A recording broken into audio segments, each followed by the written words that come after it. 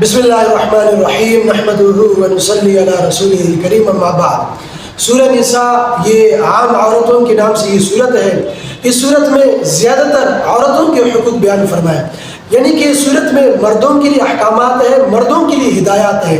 اس صورت کی ابتدا میں اللہ رب العزت نے فرمایا کہ سب سے پہلے اپنے اندر خدا کا خوف پیدا کرو۔ جب خدا کا خوف پیدا ہوگا تو آگے جو احکامات ہیں، ہدایات ہیں، ان پر عمل کرنا آسان ہوگا۔ جب خدا کا خوف ہی نہ ہو تو پھر احکامات اور ہدایت کی کوئی پرواہ نہیں ہوگی۔ اور خدا کا خوف کیسے پیدا ہوگا؟ زیادہ عمل کرنے سے اور موت کا تصور کرنے سے۔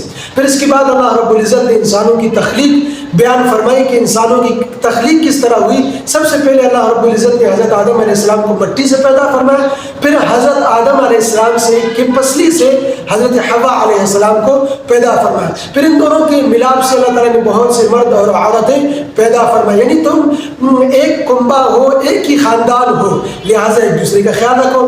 پھر اس کے بعد اللہ رب العزت نے سب سے پہلا حکم، اس تمہیدی گفتگو کے بعد سب سے پہلا حکم اللہ رب العزت نے کیا دیا کہ رشتہ داروں کے ساتھ قطع رحمی نہ کرو، رشتہ داروں کے ساتھ تعلق مت توڑو، رشتہ داروں کے ساتھ تعلق جوڑو۔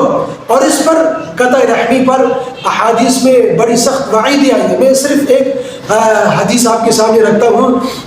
اللہ تعالیٰ فرماتے ہیں جو رشتہ داری کو جوڑے گا میں اس کو جوڑوں گا، اور جو رشتہ داری کو کاٹے گا میں اس کو کاٹوں گا۔ پھر آگے اس آیت کے آخر میں اللہ رب العزت نے فرمایا ان اللہ کان علیکم رقیبا، یقین جانو کہ اللہ تعالیٰ تمہاری نگرانی کر رہے ہیں، تمہیں دیکھ رہے ہیں کہ کون رشتہ داروں کے ساتھ اچھا سلوک کرتا ہے، کون صلہ رحمی کرتا ہے اور کون قطع رحمی کرتا ہے، یہ اللہ تعالیٰ دیکھ رہے ہیں۔ تو اللہ تعالیٰ ہمیں اس آیت پر عمل کرنے کی توفیق عطا فرمائے۔